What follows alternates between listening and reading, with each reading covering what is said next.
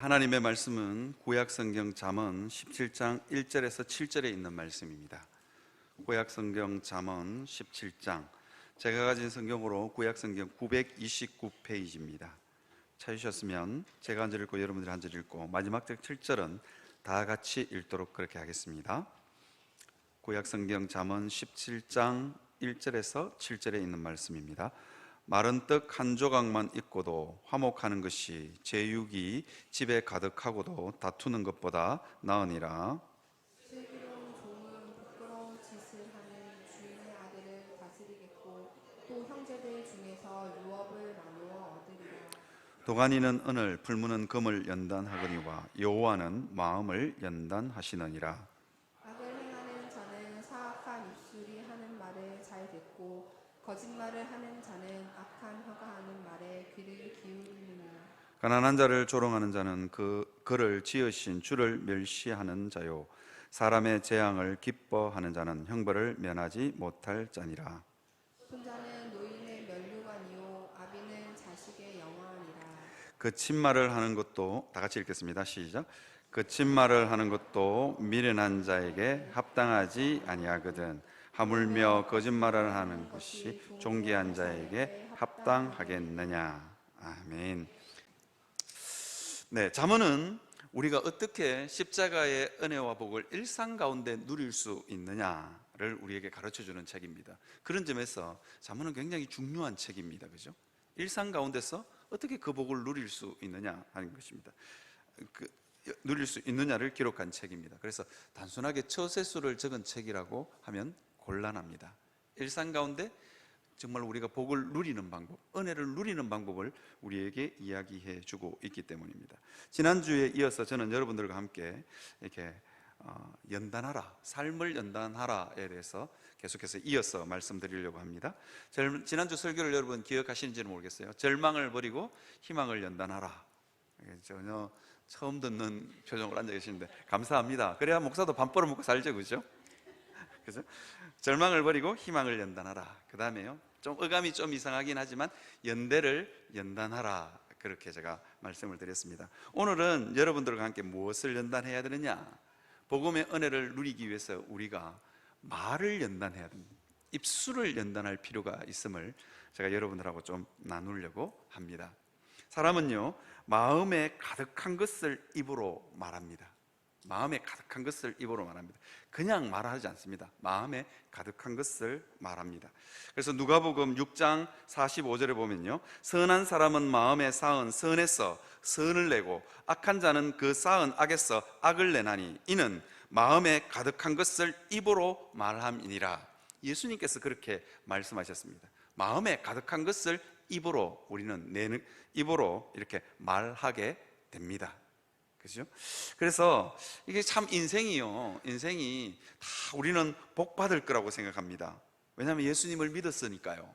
아니면 우리 자녀들은 예수님 잘 믿을 거라고 생각해요. 그런데요, 우리가 참 인생이 연약해서 내 마음속에 진짜 내 마음이 뭔지를, 진짜 내 마음이 뭔지를 우린 잘 몰라요. 그게 인생이 참 똑똑한 것 같지만 그렇지 않다니까요. 인생이 내 마음도 잘 모르는 연약한 존재가 인간입니다. 그런데 내 마음을 잘 알려면 뭘 살펴보면 되냐면 내가 평소에 무슨 말을 하고 사는지를 보면 됩니다. 무슨 말을 하고 사는지. 그래서 여러분, 이게 자녀들을 보면서도 그렇잖아요. 공부해라. 우리 자꾸 그러잖아요. 그게 진심입니다. 자꾸 하는 말, 그게 진심입니다. 여러분 자녀들 보고 예수 믿어라 이런 말 잘 안 하시죠? 그러니까 이게 자녀들의 신앙이 별로인 겁니다. 자, 어쨌거나 우리는 무심코 한 말이지만 거기에 내 진심이 담겨 있습니다. 그래서요, 이게 나는 선을 별로 쌓은 게 없어. 그래서 선을 별로 쌓은 게 없으니까 뭐 그냥 악한 말이 나오고 그냥 아무 말이나 나오는 거죠. 그런데 성경은 우리에게 참 중요한 이야기를 해주고 있습니다. 야고보서는 우리의 혀를 가리켜서 작은 키라고 이야기합니다. 작은 키. 배의 작은 키는 너무너무 작지만 키가 움직이는 대로 이게 배가 움직입니다. 큰 군함. 부산 분들이니까 배에 대해서는 저보다 더 잘 아실 건데, 우리 교회는 배 타시던 배를 타셨던 분들도 많고, 그죠? 큰 배도 뭐 몇천 톤 되는 큰 배도 조그마한 키 하나로 움직인다 그러더라고요. 이렇게. 그러면 키를 이쪽으로 틀면 배도 이쪽으로 이렇게 움직이게 되는 거죠, 그죠? 우리의 마음도 마찬가지입니다. 내 마음에 선을 별로 쌓지 않고 악을 많이 쌓았다 할지라도 내 입을 선한 말을 많이 하고 축복의 말을 많이 하고 생명 살리는 말을 많이 하면 우리 마음도 자동으로 그쪽으로 움직이게 되어 있습니다. 그런 점에서 하나님께서 우리에게 복을 많이 주신 거죠. 그래서 혀는 작은 키다 그렇게 생각하시고 우리 말을 되도록이면 부정적인 말을 적게 하시고 비난하는 말, 험담하는 말을 적게 하시고 칭찬하는 말, 사람 살리는 말을 많이 하시는 게 좋습니다. 그래야 나도 살고요. 내가 입에서 말이 탁 튀어나오면 제일 먼저 누가 들을까요? 내가 듣습니다. 그죠? 내가 듣습니다. 내 입에서 하는 말, 내가 제일 가까이 있습니다. 내 귀가 제일 가까이 있습니다. 내 입에서. 그러니까 내가 제일 먼저 그 말을 듣습니다. 그러니까 사람 살리는 말, 칭찬하는 말, 긍정적인 말은요, 나를 살리고 상대방도 살립니다. 내 마음도요, 자동으로 그쪽으로 흘러가게 되어 있습니다. 그래서 우리가 참 말을 참 조심해야 된다. 말을 참 조심해야 된다. 그래서 말을, 우리의 입술을 연단할 필요가 있습니다. 이건 연단입니다. 훈련이죠, 훈련. 그죠? 훈련입니다. 의도적으로 훈련을 하면 마음이 그렇게 움직인다 하는 것을 우리가 알 수 있습니다. 그런데 우리의 언어 생활을 잘 들여다보면요, 우리는요, 이게 죽겠다는 말을 입에 달고 살아요. 맨날 죽겠다, 배불러서 죽겠다, 기분 좋아서 죽겠다. 기지개를 펼 때도 어떻게 하냐면 확 하면서 아이고 죽겠네 이러면서, 아니 일을 잠시 쉬는데 아이고 살겠다 해도 괜찮을 판국에 기지개를 펴면서 아이고 죽겠다 이러면서 일어나요. 이게 이제 무심코 하는 말이지만 우리의 마음을 참 많이 병들게 할 수 있다는 것입니다.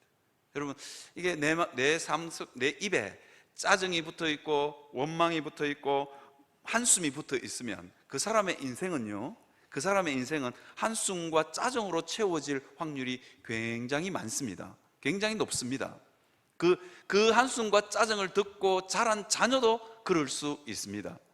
이게 이제 담배를 안 피시겠지만 피신다고 칩시다.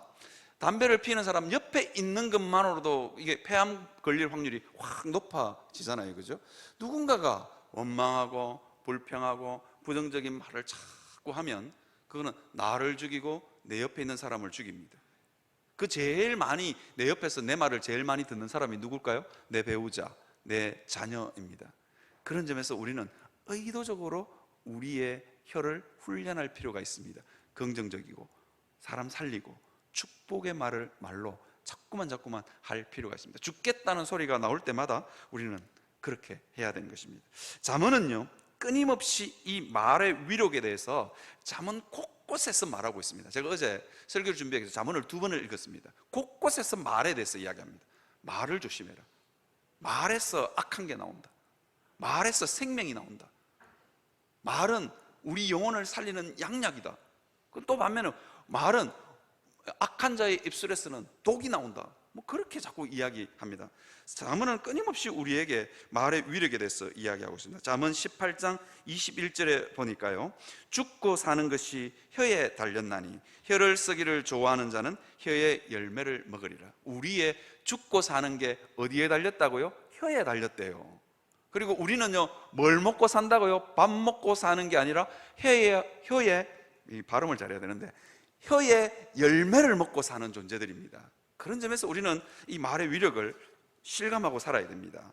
여러분 있잖아요, 우리 속담에 낱말은 새가 듣고 반말은 쥐가 듣는다는 속담이 있습니다. 그런데요, 낱말도 반말도 듣고 계시는 분이 있습니다. 누굴까요? 하나님입니다. 하나님. 그죠?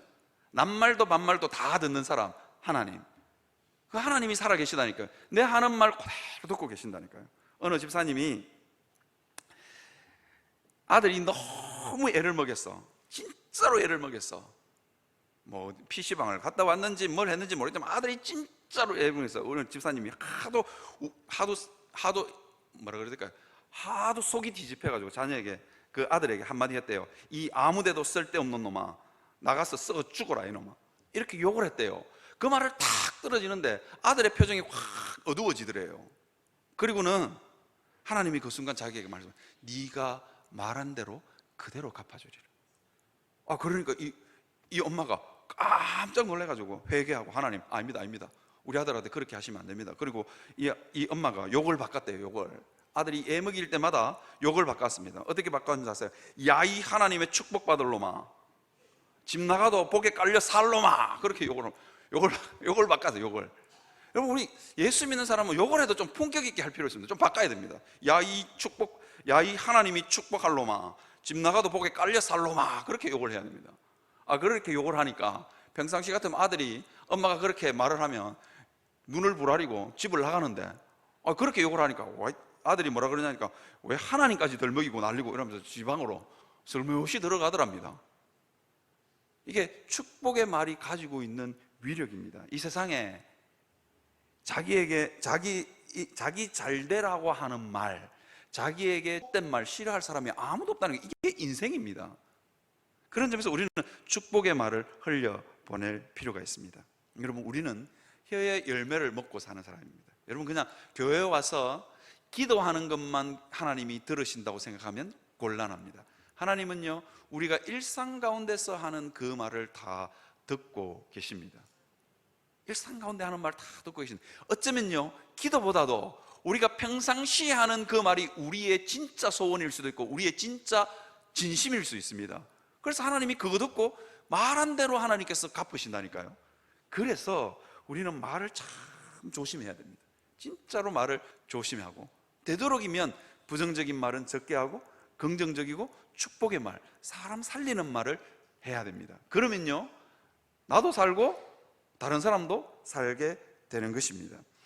근데 나도 살고 너도 살고 자녀도 살고 배우자도 살고, 이게 온 집을 살리는 이 살리는 말을 하는 비결이 있습니다.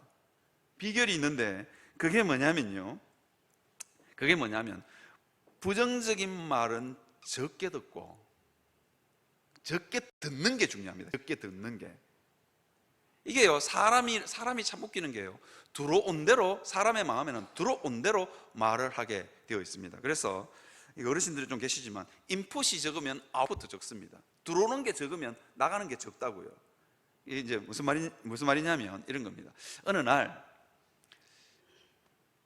인디언 소년이 추장을 찾아갔어요. 추장님, 제 마음속에는 두 마리 늑대가 살고 있는데 한 마리는 착한 늑대, 한 마리는 악한 늑대가 살고 있대요. 그래서 추장이 묻습니다. 어느 늑대가 많이 이기니? 그렇게 물었어요. 그래서 소년이 뭐라고 하냐면, 어떨 때는 착한 늑대가 이기고요, 어떨 때는 악한 늑대가 이깁니다, 그러더라고요. 그래서 소년이 이렇게 질문해요. 추장님, 저는요 착한 늑대가 많이 이기게 하고 싶은데 이게 잘 안 된다는 거예요. 그래서 그 비법을 좀 가르쳐 달라 그러는 거예요. 여러분, 비법이 뭘까요? 착한 늑대, 내 마음 안에 있는 착한 늑대라 그러니까 좀 그렇습니다. 내 마음 안에 착한 생각이 이길 수 있는 법이 뭘까요? 그래서 추장이 뭐라고 대답하냐면 이렇게 대답합니다. 먹이를 많이 준 놈이 이긴다. 안 그렇겠어요, 그죠? 먹이를 많이 주고 배가 부르니까 힘이 나니까 이놈이 이기는 거예요. 그러니까 착한 생각을 많이 하느냐, 내 마음을 착한 것으로 이렇게 자꾸 채우느냐, 아니면 악한 것으로 채우느냐에 따라서 이게 이기고 지는 게 결판이 나는 겁니다. 내 마음에 험담하는 말, 비난하는 말, 부정적인 말이 많이 들으면 들을수록 많이 나가게 되어 있습니다. 자, 그래서요, 잠언 17장 4절에 보니까 뭐라고 했냐면, 악을 행하는 자는 사악한 입술이 하는 말을 잘 듣고, 그죠? 거짓말 하는 자는 악한 혀가 하는 말에 귀를 기울이느니라, 이렇게 되어 있습니다. 그죠? 그래서 여기서 악을 행하는 자, 목사님, 저는 악을 안 행합니다, 그렇게 생각하시면 곤란합니다. 우리 다 죄인으로 태어나서 죄와 더불어 먹고 마시고 죄인과 더불어 사는 사람들입니다. 그 모든 사람, 그래서 우리는요 본능적으로 악한 말, 부정적인 말, 남 안 되는 말에 본능적으로 거기에 귀가 끌린다니까요. 그게 우리입니다. 그래서 성경은 우리에게 뭐라고 했냐면, 그런 말이 들릴 때마다 거절해야 돼요. 제가 영국에서 영어를 배울 때 영국 사람이 신사들이에요, 신사들. 그런데 한인교회 목사님이 저보고 늘 했던 말이 있어요. 영국 사람 조심해야 된다고. 왜 조심한 줄 아세요? 영국 사람들의 진심은 어디서 나오냐면 커튼 뒤에서 나온대요. 커튼 뒤에서. 앞집 사람한테 쌩긋이 웃고는 커튼으로 살짝 보고는 뒤에 커튼 딱 닫고는 욕한대요. 이게 뭐냐면 가십입니다. 가십. 이 모든 인생, 영국 신사라고 했는데 이 땅에 성인군자는 없다니까요. 우리는 다 사악한 입술과 남을 모함하고 험담하는 거짓말에 우리의 마음이 더 끌리는 존재들입니다. 그래서 우리가 듣는데 훈련할 필요가 있습니다. 그런 말이 탁 들리거든 피하시든지 아니면 그 입을 못하게 막든지 해야 됩니다. 자꾸 들으면 우리 마음이 그쪽으로 끌려가게 있습니다. 이게 아닌 걸 알면서도, 가짜 뉴스가 아닌 걸 알면서도 자꾸 들으면 어떻게 되냐면 이거 진짜인갑다 이렇게 되는 게 인생입니다. 그죠? 안 좋은 쪽으로. 그게 인생입니다. 그래서 적게 듣는 게 중요합니다. 잠언 26장 22절과요 잠언 10장 11절에 보면 뭐라고 이야기하냐면요, 이렇게 합니다. 남의 말 하기를 좋아하는 자의 말은 별식과 같아서 뱃속 깊은 데로 내려가느니라. 그렇게 되어 있습니다. 그 다음에요, 의인의 입은 생명샘이라도 악인의 입은 독을 머금었느니라. 성경은 이렇게 이야기합니다. 가끔씩요 우리는요 때때로 다른 사람하고 이야기하다 그래 맞다 그 사람이 니한테도 그렇게 하더나 내한테도 그렇게 하는데 맞다 이렇게 맞장구 칠 때가 종종 있는데요, 그때마다 뭘 생각하라고요? 내 영혼의 독소를 나는 퍼마시고 있다. 그죠? 그걸 아셔야 됩니다. 내 영혼의 독소를 퍼마시고 있는데 이 독소는 잘 빠져나가지도 않습니다. 그죠? 내 뱃속에 깊은 데로 내려가거든요. 그러니까 잘 안 빠져나와요. 그러니까 그 자리를 피하든지, 그죠? 듣지를 않아야 됩니다. 듣지를 않아야. 그래서 여러분, 이게 영원한 교회 성도들이 이런 성도들이 됐으면 좋겠어요. 두 종류의 사람이 있는데요, 말의 정류장 같은 사람이 있습니다. 누군가에게 말하면 안 좋은 소식 말고요, 안 좋은 소식이 누군가에게 자꾸 퍼져가는 사람, 이게 말의 정류장 같은 사람입니다. 정류장에 얼마나 많은 사람들이 오고 갑니까? 그죠? 그러면서 이 사람한테 말하면 정류장에 딱 앉아가지고 오만 이야기를 다 흘려보내는 거야. 서울에 썼던 말이 부산까지 흘러갈 수 있다니까요. 여러분 그거 아시죠? 코로나 바이러스 퍼지는 거 보십시오. 코로나 바이러스 퍼지는 거 보면 잘 알 수 있잖아요. 이게 막 코로나 바이러스가 퍼졌는데 변종이 자꾸 생겨나잖아요. 그죠? 말이라는 게, 우리가 가지고 있는 험담이라는 게 그렇습니다. 부정적인 말이 그렇습니다. 그래서 어느 집사님이 아빠가 병원 갔단다. 그 다음날 어느 집사님이 안 걸렸단다. 그 다음날은 뭐라고 소문나는 줄 알아요? 그 집사님 죽었단다. 장사까지 다 치렀단다. 이런 소문이 난다니까요. 근데 그 집사님은 그냥 치통이 생겨가지고 병원에 갔을 뿐인데, 이게 말의 정류장 같은 사람이 있고요, 그 다음에 말의 종착지 같은 사람이 있습니다. 말의 종착지. 여러분 버스 종착지 아시죠? 그곳에 도착하면 버스는 더 이상 움직이지 않습니다. 그 말을 들었는데, 안 좋은 말을 안 들을 수 없잖아요. 들었는데 더 이상 옮기지 않는 사람, 종착지 같은 사람이 있습니다. 영원한 교회 성도들은 어떤 사람이 되어야 되겠습니까? 말의 종착지 같은 사람 되시기를 바랍니다. 그 허물을 덮어주고 내게서 그 안 좋고 부정적인 말을 끊어주는 사람이 필요합니다. 그 사람에게 하나님의 복이 임할 줄 믿습니다. 여러분 있잖아요, 왜 우리는요, 잠언 17장 5절에 보면 뭐라고 이야기하냐면, 가난한 자를 조롱하는 자는 그 지으신 주를 멸시하는 자요, 사람의 재앙을 기뻐하는 자는 형벌을 면하지 못할 자니라. 그렇게 되어 있습니다. 여기에서 이 가난한 자는요, 어떤 사람이냐면 물질적으로도 가난할 수도 있겠지만 어쨌든 힘이 없고 약한 사람입니다. 내가 험담을 하고 조롱을 해도 전혀 영향력이 없는 사람, 내가 손해볼 게 전혀 없는 사람. 우리는요, 그런 사람 만나면요, 내가 우월하다고 생각하기 때문에, 내가 그 사람보다 훨씬 잘났다고 생각하기 때문에 나중에는 어떻게 하냐면, 처음에는 험담하다가 나중에는 조롱한다니까요. 이게 인생입니다. 그리고는요, 그 사람 삶 가운데 무슨 안 좋은 일이 생겼잖아요. 그러면 어떻게 생각하냐면, 봐라, 내 말 안 듣지만 잘 됐다, 이렇게 말한다니까요. 그런데요, 하나님이 우리에게 굉장히 엄한 경고를 하고 있는데 뭐냐면, 가난한 자를 조롱하는 자는 그 지으신 주를 멸시하는 자, 하나님을 멸시한다. 그리고 재난 가운데 있고 어려운 가운데 있고 환난 가운데 있는 성도에게도 뭐가 있냐? 하나님의 형상이 있는 거예요. 가난한 자에게도 하나님의 형상이 있고 재난당하고 있는 형제에게도 하나님의 형상이 있는 거예요. 그래서 자칫 잘못하면 우리는요, 그 하나님을 멸시하기 때문에 하나님께서 뭐라고 했냐면, 하나님께서 사람의 재앙을 기뻐하는 자는 형벌을 면하지 못할지는 하나님께서 반드시 갚으신다고 이야기하고 있습니다. 이유가 뭘까요? 하나님의 형상을 우리 안에 있는 가난한 자든 재앙당하든 힘이 없는 자든지 간에 그 사람에게는 무엇이 있다고요? 하나님의 형상이 있기 때문입니다.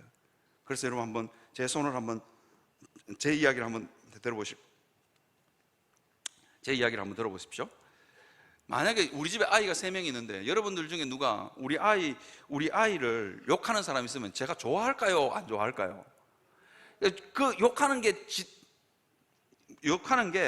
100번 지적해도 지당한 말씀이에요. 오라! 그런데도 나는 싫어요.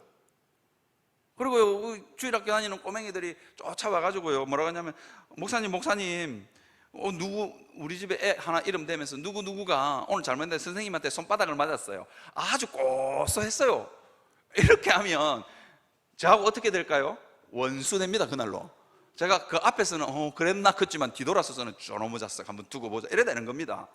여러분, 자칫 잘못하면요, 다른 사람에게 부정적인 말을 하고 비난하는 말을 하고 그게 옳을지 몰라도 자칫 잘못하면 하나님을요, 내 원수로 돌려 세울 수 있다는 걸 아셔야 됩니다. 이유가 뭘까요? 그 사람 마음속에 하나님의 형상이 들어있기 때문입니다. 제 손을 한번 보실까요? 이제 제가 이렇게 그럴 수 있냐라고 이렇게 했어요. 제 손가락 방향을 한번 잘 보세요. 하나는 그 사람을 향하지만 이 엄지손가락은 어디를 향하죠? 하나님을 향합니다. 이걸 아셔야 됩니다. 그리고요, 손가락 3개는 어디를 향하고 있습니까? 나를 향하고 있습니다. 그래서 우리가 참 조심해야 되는 겁니다. 이렇게 하는 순간요, 한 사람은 그 사람에게 날아갈지 모르겠지만 하나는 하나님을 향하고 있다는 거예요. 하나님이 그걸 들으시고 하나님이 판단하신다는 거예요. 그리고요, 그 부정적인 말, 그리고 다른 사람을 절망시키는 그 말은요, 내게로 향하고 있다는 걸 아셔야 됩니다. 그래서 그 말은 되도록이면 안 하는 게 훨씬 낫습니다. 듣지 않는 게 훨씬 낫습니다. 맞다 걷는 순간 하나님도 보시면서 그래 맞다, 반드시 내가 너에게 너는 맞다, 형벌을 면치 못한다. 하나님께서 그렇게 하고 계신다니까. 내가 다른 사람들 가면서 맞다 이러는 순간 하나님도 맞다 나도 네한테 형벌을 꼭 내려줄게 이렇게 할 수 있다니까요. 그래서 조심하셔야 됩니다. 그래서 언어가 순환되시는 어느 생활, 입술을 연단할 수 있는 여러분들이 되시기를 바랍니다. 다른 사람에게 독하게 하고요, 다른 사람에게 피눈물이 나게 하고, 다른 사람을 원통하게 하고, 다른 사람의 희망을 꺾어버리는 것 하나님께서 그냥 넘어가지 않습니다. 여러분, 그렇게 하면요, 다른 사람 눈에 피눈물이 나게 하면 내 눈에도, 내 자녀의 삶 가운데도 자녀에게도 피눈물이 날 수 있다는 걸 명심하셔야 됩니다. 그래서 하나님께서 되도록이면 그렇게 하지 마라 라고 이야기하시는 것입니다. 그 다음에 보니까 9절에, 오늘 본문에 보면 읽지는 않았지만 9절에 보면, 그러면 예수 믿는 사람들은 입술을 어떻게 연단해야 되느냐? 9절을 한번 볼까요? 9절을 보면요, 허물을 덮어주는 자는 사랑을 구하는 자요, 그것을 거듭 말하는 자는 친한 벗을 이간하는 자니라. 그렇게 성경은 우리에게 이야기해 주고 있습니다. 예수 믿는 사람은요, 되도록이면 허물을 덮어주는 사람이 돼야 됩니다. 그게 너무 옳아도 그 사람 마음에 상처가 되고 그 사람에게 희망을 꺾어버리고 절망을 안겨준다면 그 말은 더 이상 하지 않는 게 좋습니다. 이유가 뭐라고 이야기합니까? 뭐라고 이야기하냐면, 그것을 거듭 말하는 자는 친한 벗을 이간한다 그랬습니다. 관계가 파괴됩니다. 관계가 파괴됨에도 불구하고 내 옳음을 증명하기 위해서 계속 그 말하는 것은 하나님 앞에서 정당하지 못하다 하는 것입니다. 옳더라도 정당하지 못하다 하는 것입니다. 이사야 53장 6절에 보면요, 이렇게 되어 있습니다. 이사야 53장 6절에 보면요, 우리는 다 양 같아서 그릇 행하여 각기 제 길로 갔거늘 여호와께서는 우리의 모든 죄악을 그에게 담당시키셨도다. 한번 물어봅시다. 우리 중에 누구는 옳은 길을 가고 있고 누구는 그런 길을 갔습니까? 뭐라고 이야기하면 성경은 우리는 다 양 같아서 그릇 행하여, 우리 다 그릇된 길로 가고 있는 존재들입니다. 그리고 각기 다 제 길로 갔는데 그것이 그릇된 길입니다. 그럼에도 불구하고 내가 걷는 길이 조금 의로운 길 같아 보여서 다른 사람을 정죄하고 비난합니다. 하나님 앞에서 정당하지 못하다 하는 것입니다. 그래서 성경은 우리에게 끊임없이 이야기하죠. 형제의 눈에 있는 티끌은 보아도 내 눈에 있는 들보는 보지 못하는 존재가 우리입니다. 그래서 우리는 다른 사람에게 말을 하지 않는 것이 좋습니다. 그리고는 그 허물을 덮어주는 것이 합당합니다. 그죠? 그래서 예수님 보십시오. 예수님이 우리에게 있는 허물을 얼마나 많이 보았겠어요. 근데 예수님이 말하다가 안 되니까 예수님 어떻게 하셨습니까? 자기가 직접 그 허물을 지고 십자가를 지셨잖아요. 여러분, 성도들의 삶이 이와 같아야 됩니다. 성도의 허물을 보다가 안 되면 어떻게 해요? 내가 책임지고 그 짐을 져야 되는 것입니다. 그래서 성도는 의도적으로 칭찬하는 말, 선한 말을 해야 됩니다. 아이고, 어떻게 그럴 수 있냐고. 의도적으로 하셔야 됩니다. 의도적으로 그렇게 하면 그 사람도, 내 마음도 선한 쪽으로, 그 사람도 선한 쪽으로 흘러갈 확률이 훨씬 높습니다. 보십시오. 제가 이야기를 하나 하고 설교를 마무리 지을까 합니다. 말로만 여러분, 김진홍 목사님이라고 여러분 아시는지 모르겠어요. 한때 한국교회 영적인 거장, 한국교 한 시대를 책임졌던 영적인 거장 아닙니까? 물론 지금은 정치적인 입장에 따라서 호불호가 갈리긴 하지만 말입니다. 그런데 이 김진홍 목사님이 이게 자기 책에도 있고, 제가 김진홍 목사님을 전도했던 목사님한테서 성경 공부를 했거든요. 김진홍 목사님이 계명대 철학과를 다닐 때 술고래였답니다. 술고래. 코가 삐뚤어지도록 술을 마시면 뭐 그래 세상에 불만이 많았는지 그 김진홍 목사님을 전도했던 목사님이 그러더라고요. 말술을 마시는 사람이 김진홍 목사님이었대요.